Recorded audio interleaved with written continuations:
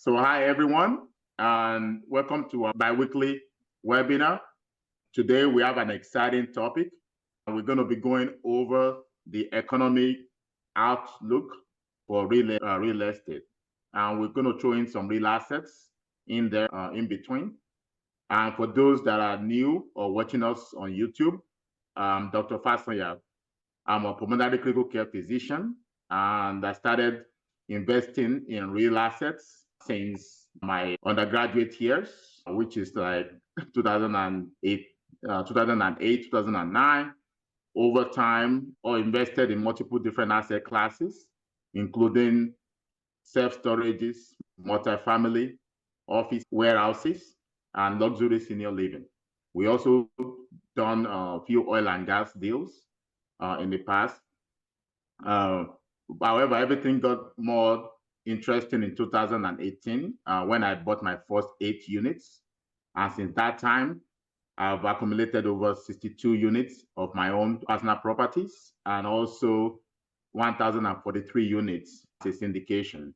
And that's about to add another 405 units with a new deal that George and I and Disrupt Equity are raising money for right now. So I like the diversification aspect. I like to be diversified.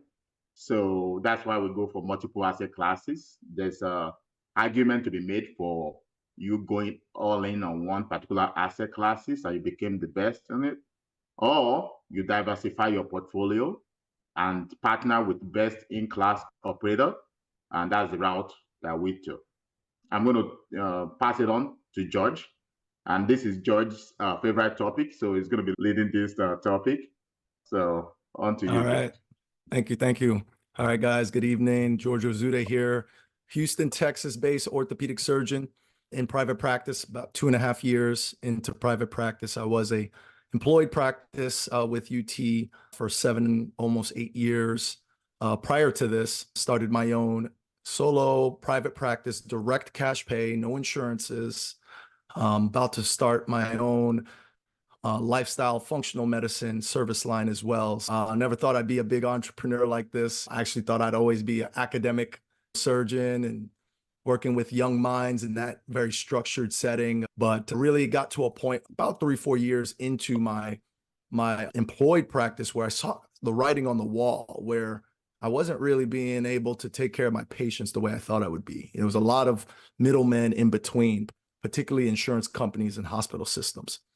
And I quickly pivoted and said, I need alternate sources of income, passive streams, and started investing in real assets since 2016.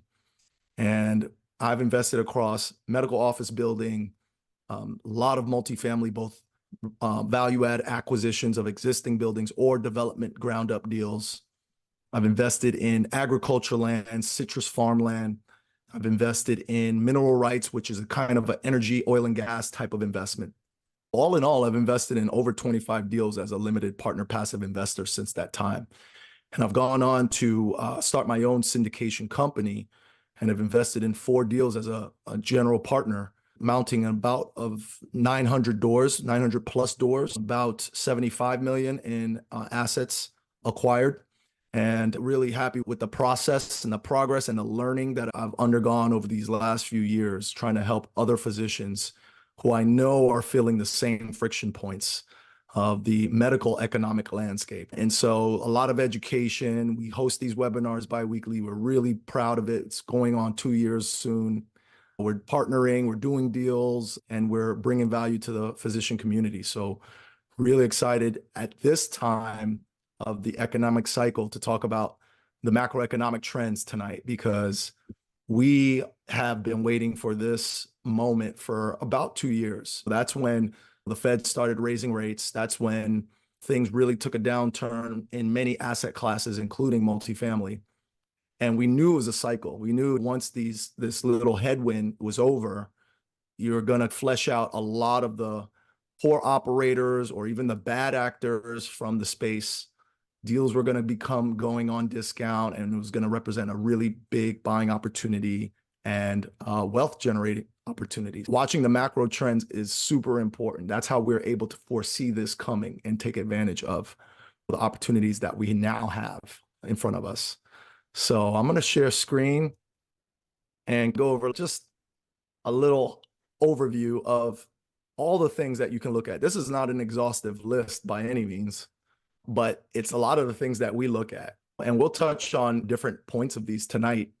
We may not get through all of them, but, and I honestly, I want this to be more of a question and answer. We want to hear from you guys, what you guys are worried about, what you guys are concerned about, what are you guys hopeful about as it relates to these macroeconomic trends? Is it something that you guys think about? Could we spark a little seed, spark a little thing in your mind and plant a little seed in your head about paying attention to these things a little bit more as you go on your investing journey, right?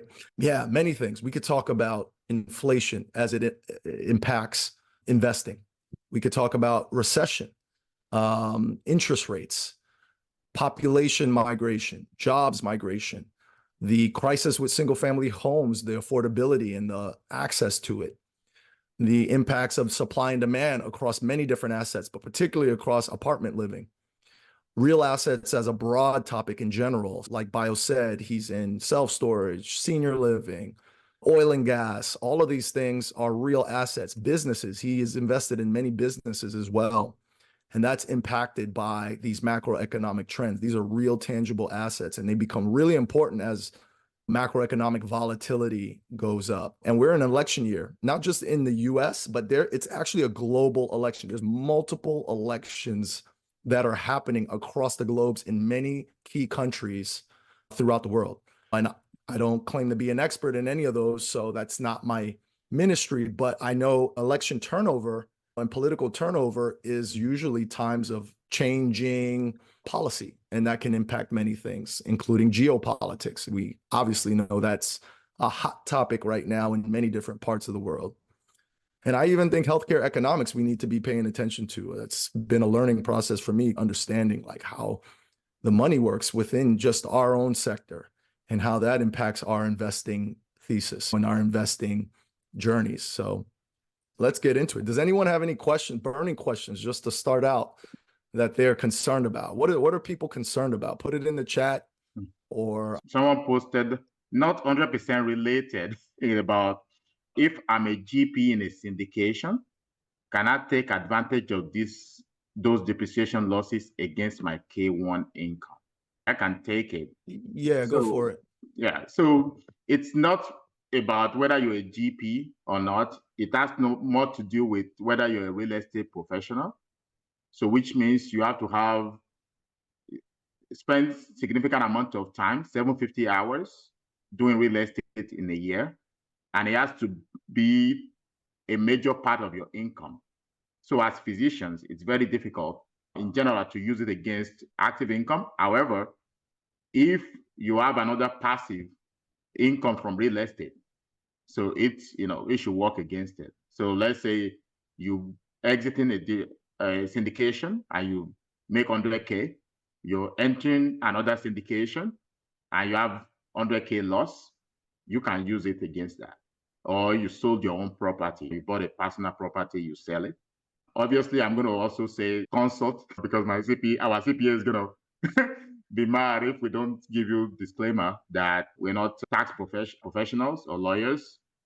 You have to consult your professionals. But this is just how I understand it. Yeah, I understand it the same way too. I think when you say K1 income, you're talking about all your LP deals if you're LP in different syndications. And those are passive income. And so any depreciation losses has to go like for right, unless you have the rep status, then you can start mix and matching that. But again, consult your professional. When you're a GP, that's an active role. We feel like whenever you're a GP, you also invest as an LP. Every time I'm a GP, I'm also invested as an LP. So I have two actual investments. And so I'll get LP income from a K1 from that. I also get the K1 from the GP side, but it's for passive depreciation for passive losses, or passive income, passive losses for passive income. Okay. All right. So this chart. So Bio, man, what have you seen? Bio's in Arkansas. I don't know if he said that, based in Fort Smith. I'm based in Houston. Bio, I'm curious what you've seen in your market, Northwest Arkansas. Very big market, growth market over there. But sleeper, but not so much a sleeper market. This chart itself shows the trends of developers who build multifamily houses. So, Bio, what have you seen in Arkansas, or in even other markets? But Yeah, this graph, I feel like it's accurate because also based on what I've been seeing as an operator, the amount of other operators that reach out that I'm doing construction, because they reach out to us almost every other day that, do you want to raise money for us? Do you want to do, we're doing this deal, do you want to take a look at it? I would say right about that 2020, yes, there was a lot, right? And then they got all affected by COVID, mainly due to finding labor. It was main issue at the time. Everybody's sick and there's less construction at the time. But then everybody, after the recovery, there's a lot of money in the market. Everybody, the interest rate is low. So of course, then we started getting a lot more construction everywhere, every angle, every place. And then, of course, they started raising the interest rate. And then we started seeing the drop again in construction. I would say it's not completely halted. We're still getting some construction, especially in Northwest Arkansas. In fact, there's other few deals that like last week. So I think people might actually be settling down to the idea of the new normal and projecting that the project that is starting today is not going to be done for 2 more years. So it's going to be done 2026, usually maybe 2027. So they're projecting that if we start now, perhaps the interest rate will be better by then, and we'll be able to refinance into a better loan. So I think it's starting to maybe stabilize or starting to pick up slowly again. So that's what I'm seeing in this area. I can say in Houston, they make a joke like in Texas, like the state bird is a crane, like a construction crane. And that's because if you look up in the sky in Houston or in any of these major cities, you can see like a crane up in the air building something, building a office building or a multifamily building. There's just cranes everywhere. And I really noticed that when I moved back to Houston in January of 2013. That's when interest rates were low. And they've been low up until probably like 2018, 2019. And then we saw COVID happen. And then it dropped off. Like literally the interest rates dropped. And I think this chart reflects all of that. It shows that the builds, the new starts, the developments in places like Houston, they responded to COVID, obviously by stopping. But as soon as the rates dropped and the COVID pandemic lockdowns cleared up, they started building like crazy again. So they really built over 20, 21, 22. They got to their peak at 22. And then something happened at 22. You got to ask yourself, what happens in these transitions? They printed so much money to assist the economy to come out of that huge drop off in activity across multiple sectors, that the forecasters, the developers, these are smart people. They saw that the inflation was also going to hit everyone as well. And if inflation hits, the Federal Reserve is going to respond by raising interest rates. And that's what happened. They saw at this time that there was no way inflation was not going to be high in the next few years because there's a lag effect. It takes a little time for the money that's printed to get into the economy. So they saw that coming. And when interest rates go high, the cost to build goes up. They actually have cost on labor, cost on supplies. There was supply shocks from the COVID because a lot of industries slowed down. So it really became expensive to build apartment buildings. And also the money that you needed to raise also became expensive. Consider the dollar as also a supply, like a product. And it costs money to actually get dollars in order to build these apartments. And the cost of money is the interest rates. When that all went up and they forecasted that, they just stopped building. You see here this huge drop off up until this year, still potentially dropping. Like Bio said, they're still building, but it takes a while for them to catch up.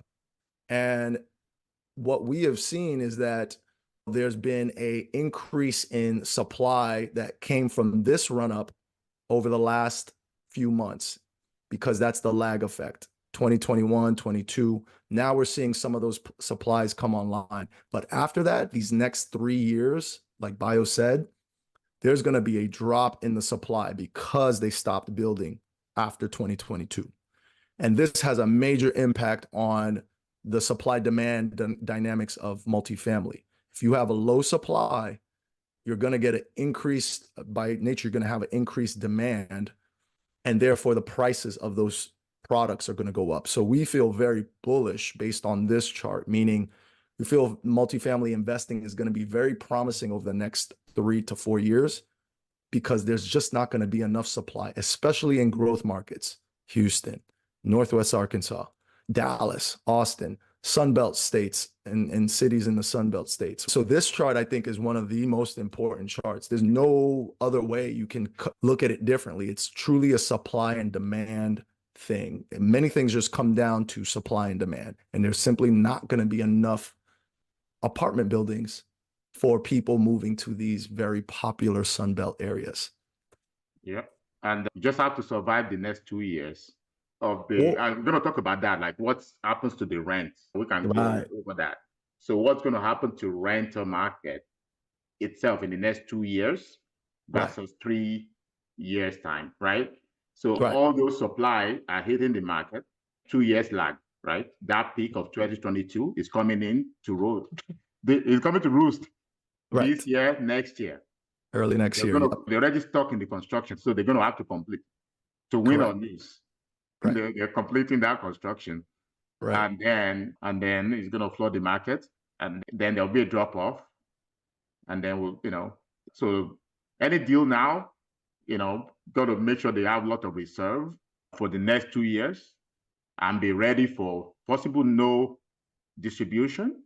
I mean, as a worst case, bad, one of the worst case, and then regardless, still exit the deal because of the ability to sell or raise rent significantly in 3 to 5 years.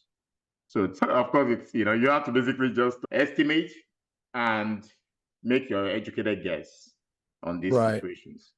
Right. Yeah, I totally agree. I see some comments about this. If interest rates go up and if the lending bank runs into trouble, what happens? And on that same note, if labor and material costs go up, would it not affect completion of the project? Absolutely.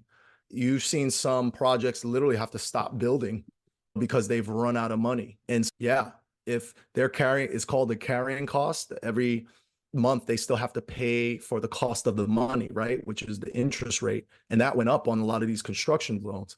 Back here in 2020, when rates were almost zero from the Fed, those interest loans, or those loans, were costing maybe 3% for the construction loan.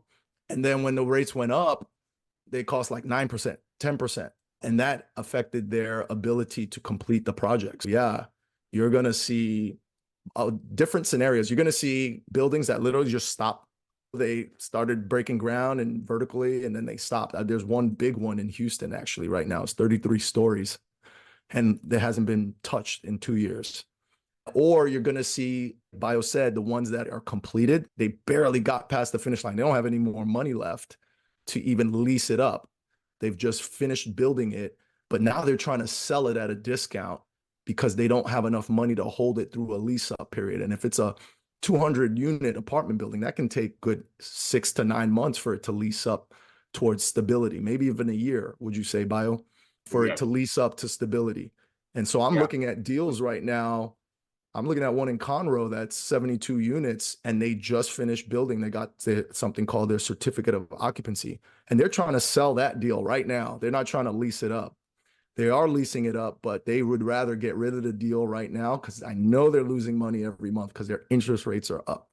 And so now you might be able to get this property at a considerable discount and then finish out the lease up process, because now you're bringing in a new injection of capital into the deal. You do have to watch your interest rates, but at least you're potentially looking at a next few months to years of lower interest rates if the rates go down by the Fed, right? Yeah. There's anything on that, Bio? Yeah, I'm going to add to that. So many of these loans are bridge loans or variable rates. And I'm actually seeing better loans now in which when you want to start a construction, you actually fix it. That also has its own disadvantage because if the rates goes down, it might be tough for you to refinance until you finish the construction. So you might be locked in a higher rate. So, but either way, because it's 3% and it keep going up, now you're paying 9%. And then only when you can finish the construction, you can now lock the rate, or refinance into some other loan. So that kind of is very disadvantageous in this kind of high interest rate. I have an example actually. Watercolor. I just remember watercolor was actually done. There's a builder was building it. That's one of our 376 units in Northwest Arkansas. So the guy built like about 200 and something units already, but then he couldn't finish the rest. So the Elevate team and our team actually end up buying it from the builder while he still completes the construction. Right. While we now take over the operations. Right. And the lease same up. thing, it was also at a little bit of a discount. And we also, so it's going to happen. So you can look at it as two sides of the coin. Either you're part of the investment group that started the deal, or you're the investment group that'll come in and quote unquote rescue it, right? Yes, for that group, the initial group, it's going to be headwind, right? Potential lower returns or even loss of capital. For the new group coming in, that's the opportunity. That's what we talked about in the beginning. This represents opportunity. Anytime you get this dislocation of just rapid interest rate hike, there's going to be some opportunity somewhere, right? And you're either on one side of the coin or the other, right? So good question. What I'm going to also add, like I know a builder in town who said he has like a margin of like maybe 40%. So sometimes you might just wipe your profit off in some of this. So he has a good margin on the construction normally, but then of course he has to end up wiping off his margin essentially. And he was still able to make his investors just whole, or maybe just returning their money. Right. Or just a little bit of, after 3 years, give them like 12% or something. But so it's not going to be all of them that lose money. Right. But there's a potential to do same here. Also, cost of living has gone up. McDonald's meal is $15 to $20. How can they afford rent? But yes, this goes to Maslow's hierarchy. So you start looking at what people will absolutely pay for. You know what I mean? They'll pay for, they need housing, they need food, they need energy to be able to transport, so gas, they need medical. Did I miss anything? Those are like the basic needs. Yep. Yeah. And so, what you'll see is they won't be able to afford rent, or they won't be able to afford a lot of these things, and there will be downward pressure on those assets over the next few years. Then when the supply really gets high and the prices get low enough, there's just going to be, when the supply drops off and the demand outpaces the supply, then it's going to actually boost the rent growth up. So you will see a period where it falls off, but it's always multiple forces pulling either direction. It's just which one will gain more momentum versus the other. But yes, people will start to see stress trying to make rent, and that's already happening. I've heard there's even buy now, pay later programs and platforms out there that are floating the rent payments for tenants and then allowing them to pay like on a biweekly schedule, pay them back, the platform back on a biweekly schedule. So that's happening, and that's going to impact. But that also impacts their ability to save for a house or a home or a single family home. And so this puts pressure on them to continue being renters. They may just have to go down a rental class. So instead of a class, okay, go for it, Bio. Yep. No, sorry to interrupt. Yeah. No, perfect. Yeah, basically you have class A, right? So all the people that are having all this luxury apartment living, they're gonna be like, okay, I think I can manage a class B. I don't need a pool. I don't need a golf simulator.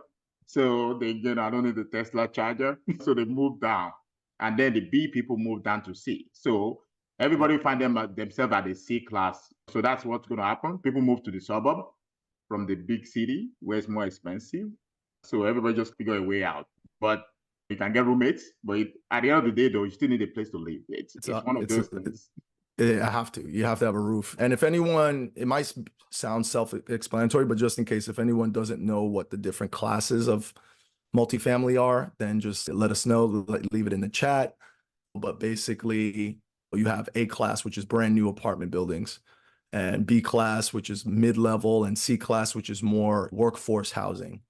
And so you do see a shift, right? And that's what we take advantage of. We can buy in a certain asset classes knowing that we're going to get a shift down into that class that'll still support it.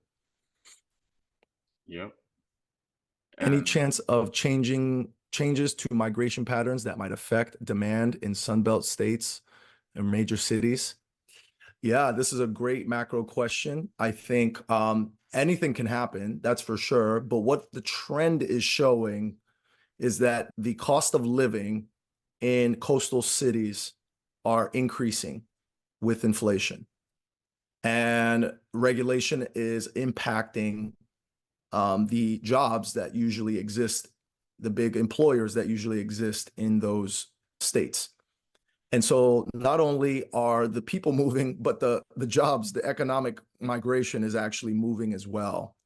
And so that pattern points to the large employers moving towards the Sun Belt. And that I don't think that changes as quickly as an individual person can move. I don't know if there'll be a flight back to the coast for the economic employers, right?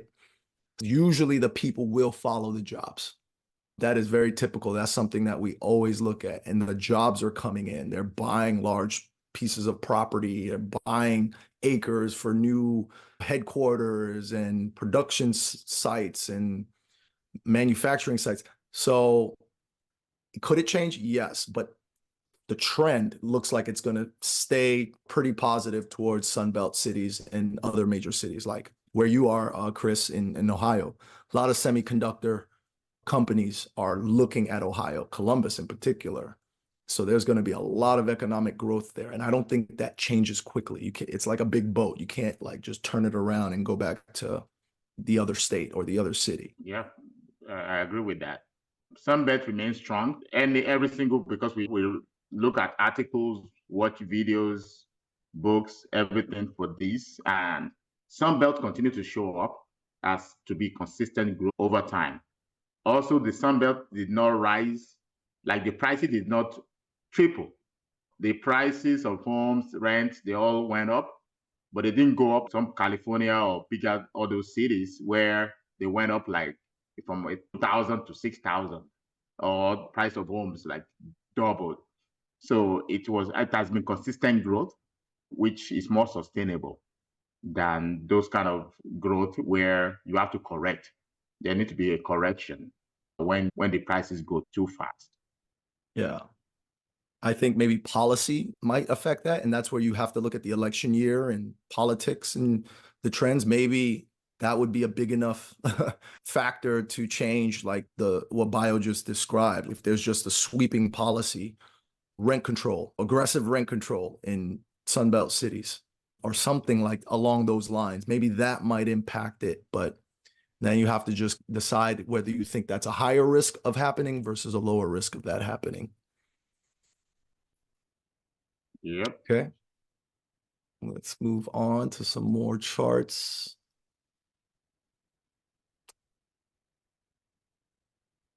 All right, hot housing markets. This one, I like this just because some of this is a nice surprise to me. I was expecting a lot of the Sun Belt to show up here. But I think it's good to know what the trends say. Chris, Ohio, stand up. Look, yeah, we definitely knew about the coastal Carolinas, Georgia, North Carolina, like Charlotte, Raleigh. I think Savannah's in South Carolina. We definitely know about Florida. That's getting into the Sun Belt, right? Both coasts, Gulf Coast is. I'm surprised That's very surprised about the Northeast, New York, Providence, Rhode Island. Hey, There's something to learn there. Like we need to figure out maybe and to take a look and see what's going on. Might be flight out of New York City, if anything, Yeah. flight out of the tri-state. But yeah, I think the Sun Belt definitely has been consistently there. So you can throw in everything from Florida to Arizona and Nevada. Midwest, Ohio, I've heard a lot of good things about Indianapolis. So that's also, I think they're states where there's good, like business friendly, low tax. I think Ohio might be higher tax, but yeah, there's some of these economic factors that promote economic job in migration and population migration. So key things to keep in mind when you think about where you're going to invest. Bio, anything to add? No, it's just we look at this list all the time just to see where you can take advantage of the bigger market, and you can see some secondary market, you know, that's also happening. So just don't focus on just the primary. Be like, okay, I'm only going to invest in Tampa. Buffalo might just be your next money-making location. Everybody, maybe people living. I know, like my friends in Canada, many of them like to work in Buffalo. So they actually come from Canada. They're able to drive to Toronto while they work in Buffalo. So I know many friends like that. I'm wondering if it's more larger geopolitical, like across country in this Yep. situation. Yeah, I definitely say look at these kind of charts, understand what they mean, understand what the housing market means. Because when you see it plastered on a headline like this, they're usually talking about single family homes. They're actually not typically talking about multifamily whenever you just see housing market just like that. And so you got to keep that in mind. What is the single family housing market doing in a certain region, and how does that impact multifamily? And which one are you investing in? Are you investing in single families? Then yeah, that might be something that grabs your attention. But that's going to have downward pressure on multifamily if the single family housing is more hot, right? If it's too hot, then it's pricing people out, and that might be bullish for multifamily in that area. So you got to keep, like I said, there's always different vectors pulling one way or another. And so you just got to interpret it and then use that to make your investment decisions. I see a question, is work from home here to stay or will it change? So we can give our opinions for sure. I think to a large degree, it's not going to look like it did before COVID. At some level, there's going to be some work from home. Will it be as extensive as it was during COVID? Maybe not. But I think there's a lot of factors that say that it's going to be part of our culture going forward. I think that people have already moved. They've already transitioned to some of these high growth markets because they were allowed to work from home. So it's logistically challenging to get them back to the office, not only within the same city, but if they've already moved. A lot of people have moved out from the urban core into the suburbs. And so they may want that space. That might just be a cultural shift that's hard to try to reverse, especially after COVID. People just reassess what they value, space, some privacy. So I think to a lot of degree, it's gonna be part of our US landscape going forward. Bio, what do you think? Yeah, I believe so too. I'm actually more positive than you on that. It's here to stay, because when I look at almost every job, it's basically written there in some way. It's gonna be like some remote portion of it. And even when I look at the medical field, everything things that I never thought could be remote is being handled more remotely. There's an hospital close by me that is being run entirely by telemedicine. I don't even know how that's possible. The hospitalist is telemedicine. I see as a pulmonologist with tele, and everybody is tele. And the only physician there is the ER, whoever is in the ER. But the actual hospital is run by tele. It's sometimes Hey, scary, but it's what it is. that's a phenomenal point. I think technology, we can say in general, is bullish for work from home, right? Because technology just allows you to be more efficient, right? Yeah. So as technology advances, as AI advances, you don't need the big footprint. And I think big employers are looking at that cost input. The commercial office spaces in a lot of stress right now They're like, look, we don't need to be paying all of this footprint when technology allows us to be more efficient from home. And that's what our employees want. And we want to stay competitive. So I don't need this huge office footprint. So the topic of commercial property, I know we don't really invest in it as much. We do have some 6 warehouses, and I think you do medical offices, George. But medical offices, I think that one is difficult not to have a space, right. For medical offices. So if you're going to do an office like commercial, probably medical is probably your best bet. I think medical office is a different animal than just like the commercial office that we typically think of. Talking about. Yep. Hey, George. Hey, Bayo, thanks for putting this together. So when we're talking about medical office space, you usually, most of the time, you have 1, 2, or 3 tenants that are on a long-term lease. When you're evaluating these properties for a potential acquisition, other than you knowing that they're on a long-term lease, they can probably afford their rent, is there any value to looking at the quality of the tenant that there is? What specialty are they? Their proximity to a big institution, major population, because if those people are already in the building, some of that has been put into consideration before somebody sets up a practice in the place. But for you acquiring the building, what are the red flags that you will look for in terms of they have 7 years to go on their lease. They're already there, and they've been there 4 years. They don't look like they're going to not be there, but that lease is eventually going to come to an end. And are you going to be able to replace that same people? What about if they're not staying? Is the proximity of a bigger institution or nearby a positive or a negative to keeping that, or should you not even keep it for that long? You should be looking at a 5-year kind of deal where you get in and then you get up, because they're usually low maintenance from a landlord standpoint, correct?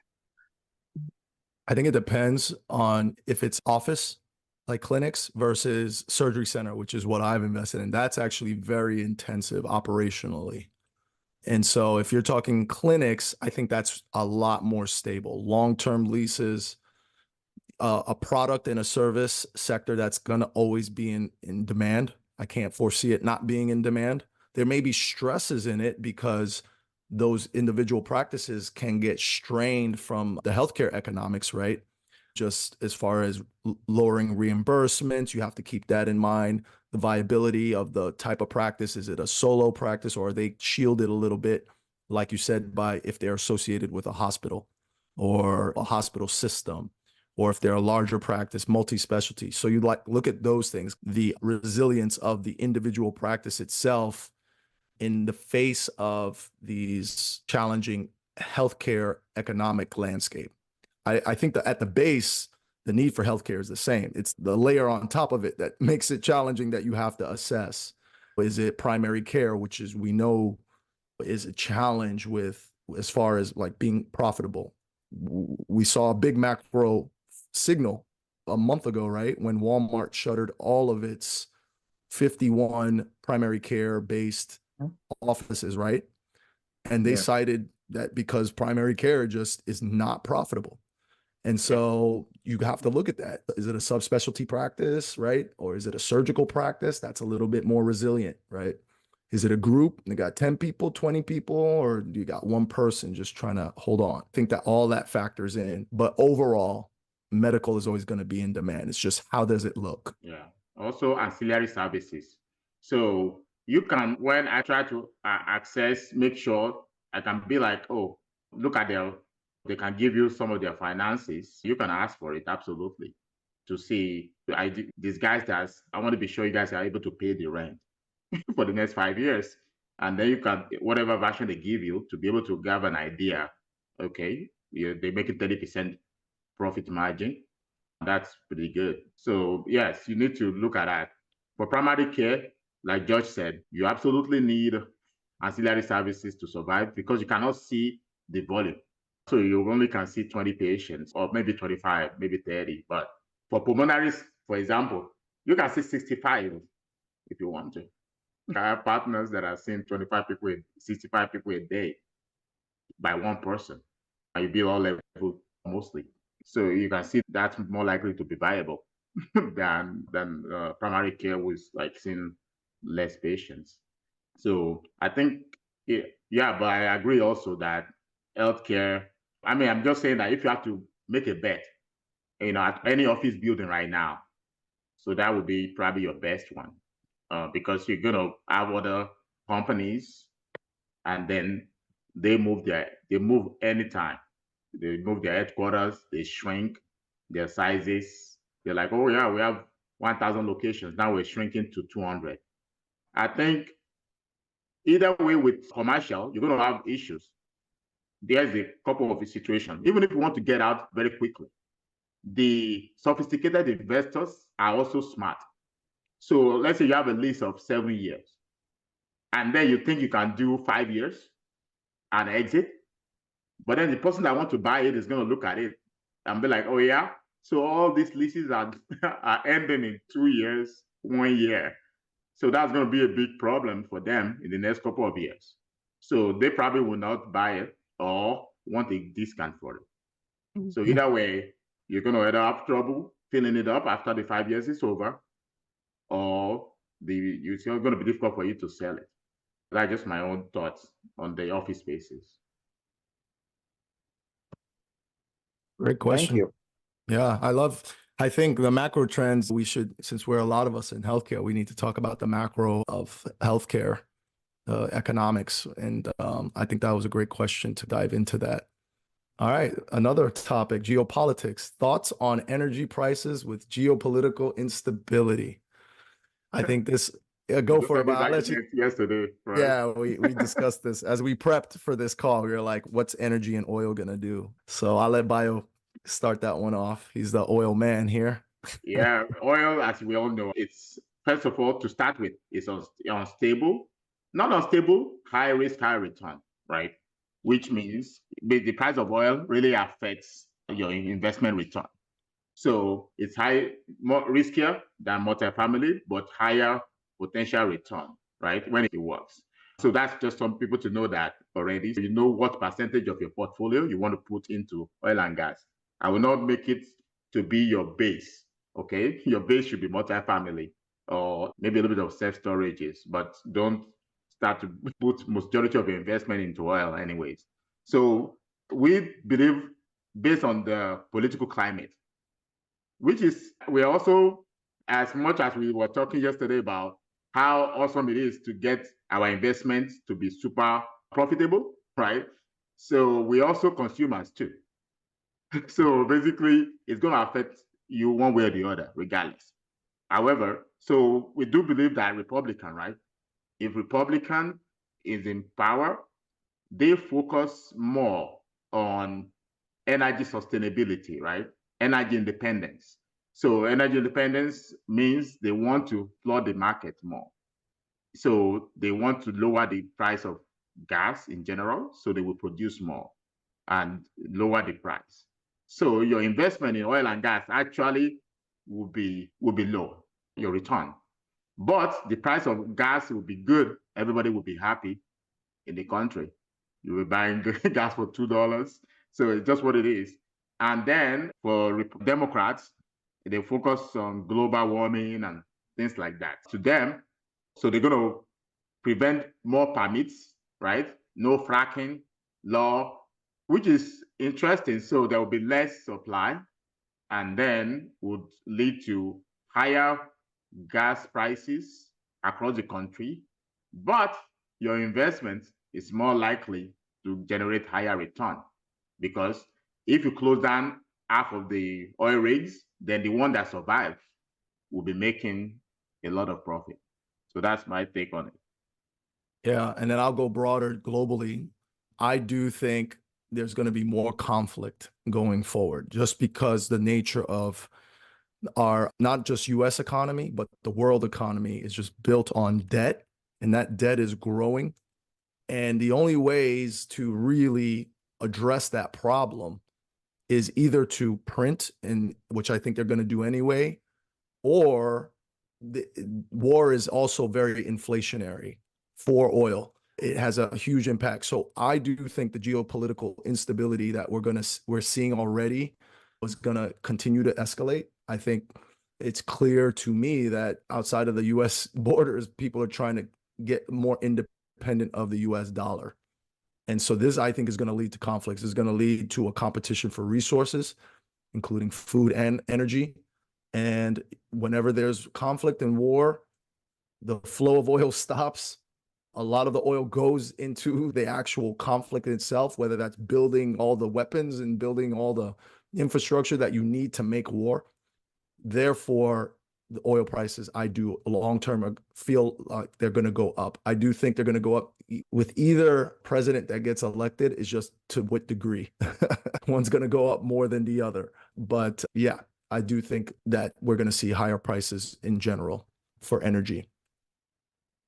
Yep, it's good to think broadly. So let's see, last one. Oh, one. Has construction regulations changed or for the worse under this administration, or is it unchanged? I can take that first. Sure. I mean, based on personal opinion, I feel like either way, whether Republican or Democrat, they want housing for people. I actually see if you want it, I think you can get it. The constructions were coming on anyhow when the interest rate was down. And now people are just not asking for the permit. It's not that they're not trying to give you the permit. If you want to be, I believe that regardless, there's housing shortage overall. So if you have the resources and funding, yes, it might take you longer in some states to get the building done. But to actually start the construction, I'll probably say unchanged. And I don't think it's going to change either way. What do you think? So I think there's almost two parts to this. It's what they're doing and what they want.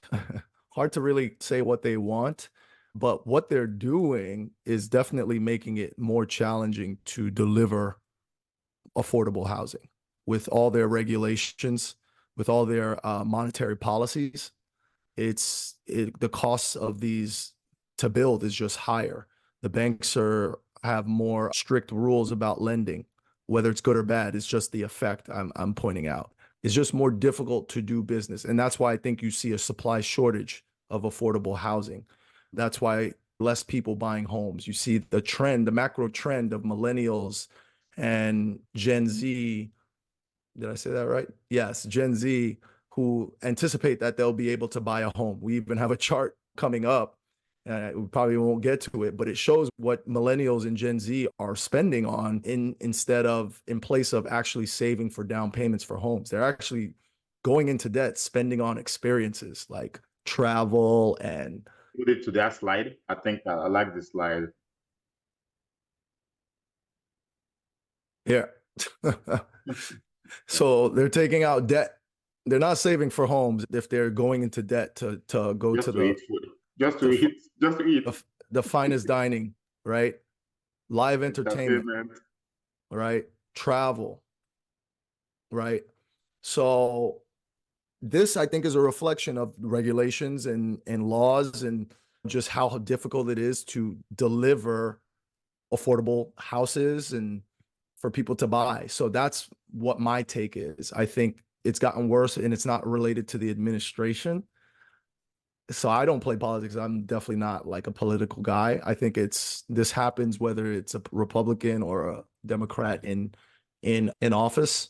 I think it's more of an economical thing where it's just these policies just impact ability for people to get affordable homes. And I think it'll get worse. I do think we're going to go to more and more of a renter nation, and that has an impact on how I invest.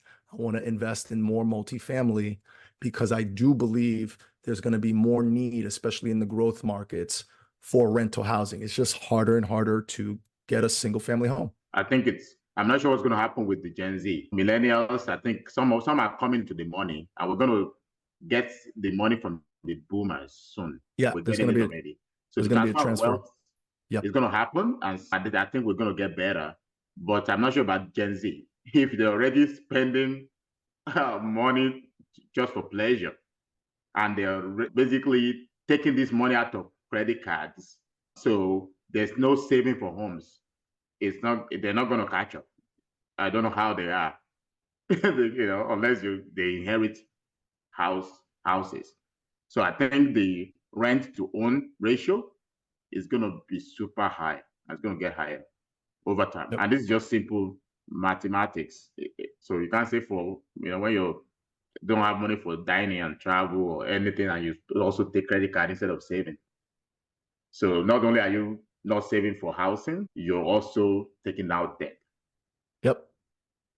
Doubles a whammy. Yep. Thoughts on financial strength of banking system? I think there's a lot of instability in the banking system, especially for the smaller regional banks. They hold a lot of these commercial loans. They hold the majority of these commercial office loans on their balance sheets.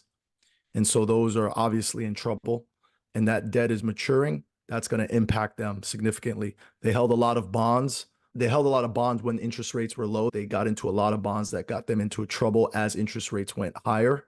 That also impacted their balance sheets, and you saw a lot of runs on the banks. I think the smaller banks, as you saw, will continue to see stress and fail, and they'll consolidate into the larger banks. That's my thought. Yep.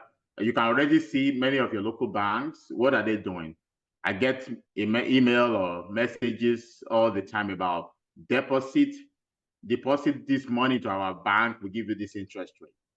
So they're trying to get more cash. And you've seen this a lot, giving you special rate. They're not doing that because they love you. They're doing it because they want to stabilize their balance sheet. And then if they can get more capital, then they can, stabilize. So I'm seeing it a lot here. Some will offer you 6%, put your money there for 2 years, put your money for 1 year. So open a new account with us. You get free this, free that, free everything if you move your business account to our bank. So I get that a lot. Yep. So to me, that just shows the stress that they are facing. And now what do you do with this information, right? Now that I know that, or not know, now that I believe this is going to have an impact, how does it affect my ability to invest? Where am I going to invest? You can obviously invest directly in banks, but I also see this as opportunity, since this is like some volatility, right? There's also potential opportunity in private money markets. So you see private lenders. You can even start to grow like a list of colleagues that you can go out and make private loans, because you can play on the investment side as a debt asset, right? So you're seeing a lot of that. You're seeing a lot of debt funds, privately owned debt funds. You see a lot of hedge funds getting into this space. And so that can impact how you invest. You can literally go out and put your money into a pool that is a debt fund, and they're taking the place of these failing banks with the traditional conventional loans. And now those debt funds become the new sources of capital, and they can make good fixed returns on that. That can help you grow your wealth. Yeah, a lot of equity, Equity fund. Yeah, funds out there, private money lending, and you can get 14%, 15% from this. And usually it's also backed second lien or even first lien, depending on how you structure it or where you're coming in. If you're coming in as the bank, you can get first lien. So which means if the deal fails, you can take over the deal. So then you have to be ready for that too. So that's it. Just make sure the operators either have a partnership with people that can operate the property, or they themselves are able to do so. Because I'm seeing that a lot with operators raising debt fund, and they back it up with the property. But what happens if you actually acquire the property? So what now? You're gonna have to run the property now. Right. So you gotta be ready. You have to be ready. This is the same thing that happened in 2008, and I'm sure it happened many times before. But the banks stopped lending, and all the discounts that were available in the assets, like multifamily or single family homes, whole subdivisions, you can only get into them if you were able to raise capital. And usually that was from private lenders, private debt. And so those vehicles, people who are actual limited partners in those debt vehicles made a lot of money because there was money to be made. There were discounted deals. that wouldn't have happened if they weren't private. So it absolutely is a great question, and it can impact how you choose to invest your money today. Love it. I guess we could do a second version because we still have a bunch of it maybe later in the year. Yep. For the Can do it. rest. Any questions, guys? Any thoughts on any other topics? Final thoughts? We're already 7 minutes past. We won't try to open up any new slides or charts. We'll just round up and finalize and answer any other burning questions. While we're waiting for that, you guys have seen the real asset docs. So that's our new partnership, George and I. And we're using it for coaching program and also deals that we do together. So that's our combined name, Real Asset Docs. Yep, we just went live this week, and we're hoping to help as many physicians, healthcare providers, high-income earners as we can. All right. In respect of everyone's time, we are going to sign off. We want to thank you guys again. We'll be on again in 2 weeks. We'll have another webinar for you guys. And until then, everyone have a good night, and see you then. Okay. Take care. All right. Thanks a lot. Thanks, Chris. Thank you. Have a good night.